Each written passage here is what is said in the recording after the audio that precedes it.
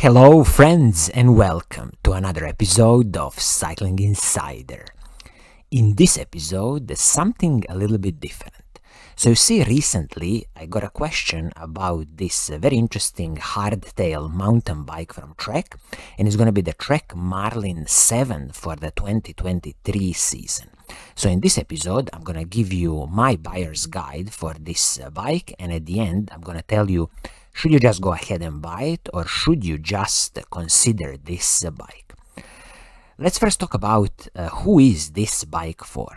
So you see, TREK MARLIN 7 is a typical example of hardtail mountain bike. So if you are interested in spending a lot of your time off-roading, and you don't need the complications of a full suspension mountain bike, then definitely this classical hardtail mountain bike is the choice for you, and you should definitely consider this bike. Of course, you can ride this bike on the road for many kilometers, but specifically once when you go off-roading, a bit heavy off-roading, this bike is really gonna shine. Retail price of this bike is absolutely astonishing. It is $1,030. You rarely see bikes today which are less than $2,000, and when it comes close to $1,000, it's really very rare to see this kind of level of the price. So the price is absolutely astonishing, and we will see when we come into the specifications of the bike what do you really get for your hard-earned money. One very good thing here is that when we look at the paint schemes on this TREK MARLIN 7, I'm really surprised that TREK is offering 3 paint schemes.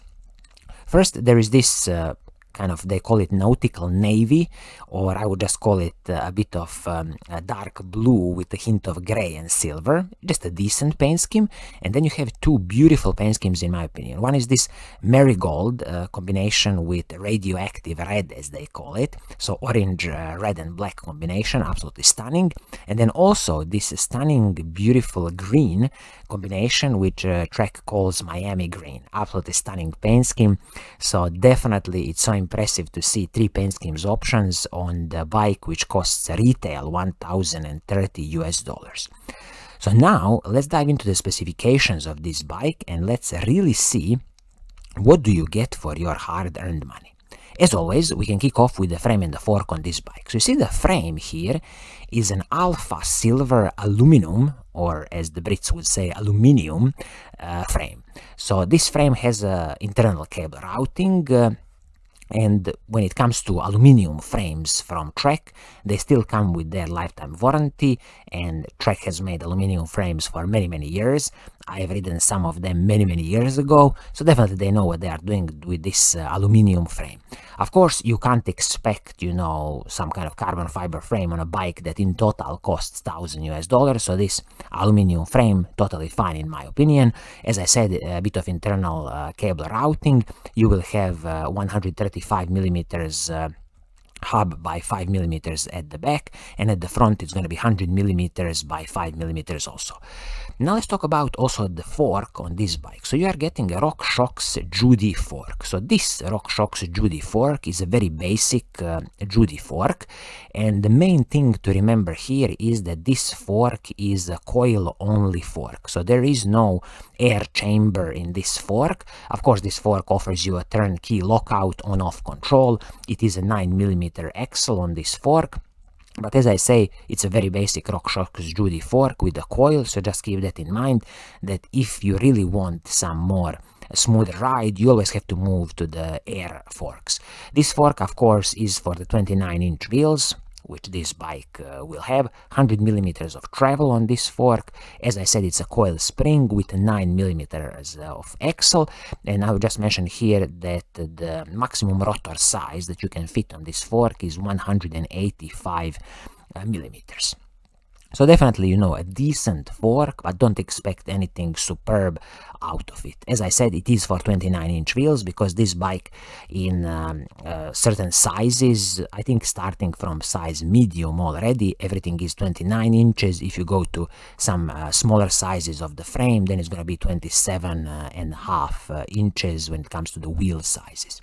Speaking about the wheels, hubs on front and the back wheel are Formula DC20 hubs, classical aluminum hub with steel cartridge bearings. Of course, they have a 6-bolt system for the rotors. disc braking rotors, and as I said, you have 100 millimeters quick release axle at the front, and it's going to be 135 millimeters at the back, both of them with 5 millimeter diameter. Decent hubs, I'm not expecting anything special here, and these hubs are mated with rims which are from Bontrager connection rims. They're double wall rims with 32 spokes. Again, this is not a tubeless ready wheelset, it's going to be a classical wheelset with the tubes. And also I have to say here that probably this wheelset is going to be, you know, above 2 kilograms for both of the wheels, so definitely, you know, heavier wheelset. But again, you gotta consider everything in the price bracket where this bike sits. Tires on this bike, what do you get? You get the Bontrager XR2 comp tires. These are 29-inch tires for, again, majority of the frames, and this is 29 by 2.2 inches, so a decent air volume inside. I'm pretty sure that if you want it, this frame will take all the way to, I think, 2.4 inches, or no, it is gonna be a 2.2 inches as a maximum tire size. So okay, you are limited with this level of the air volume, but again, I believe it's gonna be more than enough air volume when you go off-roading with these 2.2 inches tires. Decent tires, again, nothing special to complain about. Now let's talk about the drivetrain on this bike. So the shifters and the rear mech are Shimano Dior group sets, so Shimano Dior M4100 or Shimano's Dior M5120 long cage rear mech. So this is a 10-speed group set from Shimano, and when you think about Shimano mountain bike group set, so it starts from Dior, then you have Shimano SLX, Shimano XT, and Shimano XTR at the top. So when it comes to some kind of proper mountain bike group set, which you can even use if you are competing, Shimano Dior would be the lowest level. And as I said, this is a 10-speed group set, so just keep that in mind, because the newest group sets, you know, you already have 11 speed group sets, 12 speed group sets from Shimano, so just keep that in mind. Also, I have to mention here that this is a one-by setup, so at the front you only have one chainring, so there is no front mech on this bike, which my opinion is just superb, because usually you can have on a mountain bike some problems with the front mech, especially if something goes inside, some mud or some branches from a tree, you can easily break it. So this is a very good system that a lot of cross-country mountain bikes now are using. Speaking about the crankset, so the crankset is from FSA Alpha, 28-tooth single chainring at the front. So you see you have a 28-tooth chainring at the front, and this is paired with the cassette, which is again from Shimano Dior M4100, and this cassette is 1146, 10-speed cassette. So a huge range of gear, so 1146 paired with the 28-tooth chainring at the front. Absolutely no problems in climbing any steep mountains when you go off-roading. Of course, if you feel that this front chainring of 28 tooth is a bit too small, you can always upgrade it to like 30 tooth, 32, and I think the maximum you can fit here is all the way to 34 tooth on this bike. The chain on this bike, what do you get? You are getting a KMC X10 chain. So okay, so this is a little bit of deviation from the Shimano group set. There is no problem with this KMC X10 chain.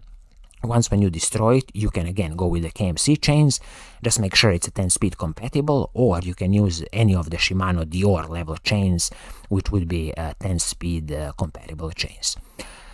Also, when we talk about some of the smaller components on this bike, like the saddle and the seat post, so you are getting a saddle from Bontrager. This is the Bontrager Arvada saddle. I'm guessing this is some very basic saddle from Bontrager. And since saddles are a personal preference, it's going to be super easy to replace this saddle with the one that you really like. Seat post, in my opinion, unfortunately, is only Bontrager aluminum seat post.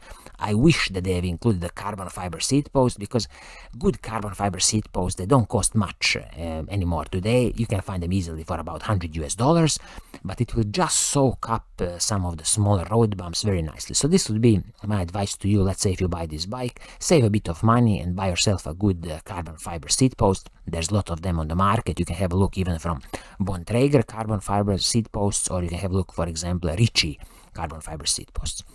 Handlebar and the stem on this bike, handlebar is of course aluminum handlebar from Bontrager.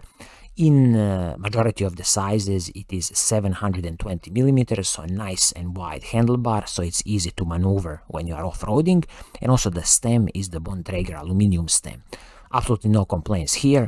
It's easy to replace both parts if you really want carbon fiber, and also if you want to adjust the position on your bike, it's going to be super easy because these are separate pieces, handlebar and the stem, and nothing is proprietary here. Now let's talk about the braking system on this bike. So you see, when it comes to brakes, these are Shimano's hydraulic disc brakes, MT200 hydraulic disc brakes. So very basic Shimano hydraulic disc brakes, not even on the Dior level. But again, considering what this bike is going to be kind of used for, perfectly fine, they're going to work excellent. And also the braking rotors are, of course, you get a kind of basic Shimano braking rotors, which are the Shimano's RT26.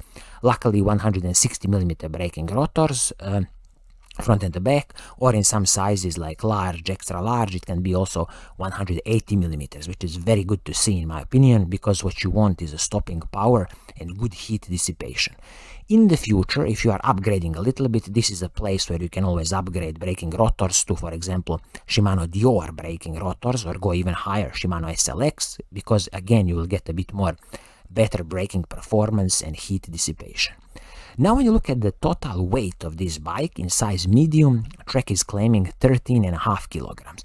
So of course, yes, it is a bit on the heavier side, but you gotta take into account that this is a classical aluminum hardtail frame with a very heavy wheels, and also I would say that this RockShox Judy coil fork is a very basic and a bit heavier fork. But all in all, what is my advice to you if you are considering a hardtail mountain bike? You like to go off-roading, you like to explore a bit of the nature. What is it about this TREK Marlin 7? Should you just consider it, or should you just go ahead and buy it? Considering the retail price of $1,030, I truly believe you should just go ahead and buy it if you can get your hands on one of these bikes. It's a very good offering from Trek. So the TREK Marlin for the 2023 season. So I think this is going to be it for today. I hope you like what I'm doing, and if you do, keep on watching, keep on liking, and as always, I will see you soon in the next episode. Cheers!